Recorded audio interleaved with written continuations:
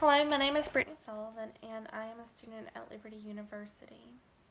The article that I have chosen to read for this video was The Quaker Executions as Myth and History by Carla Pentena. This article focused on those who were known as Quakers around the year 1660. That group of people with those particular beliefs chose to begin settling within the Massachusetts Bay Colony area, but this area was already being settled by those of the Puritan beliefs. The Puritans' belief was both similar and different from that of the Quaker religion.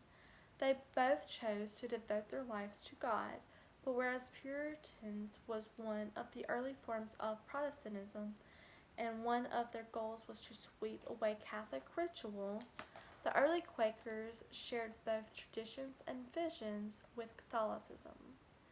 Back to the article being addressed, Pentena lays out a really interesting report of the Quaker Foundation within the Massachusetts Bay Colony area. Many Quakers came to the area as missionaries to encourage others to accept the truth of the light within. In the years to follow, the Puritans distrusted and became intolerant to the Quaker belief, and therefore the Quakers were forced from that area. In the year 1659, the courts sentenced to death 4 Quakers for defying the law, and among them was Mary Dyer, who became a famous martyr for the Quaker religion.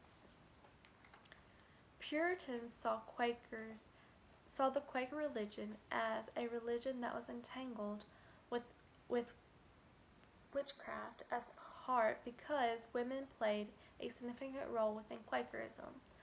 Quakers believed that divine inspiration made no distinction of sex. Therefore, prominent role of women in Quakerism and as the accused in witchcraft only added to Puritan suspicions of Quakers as witches.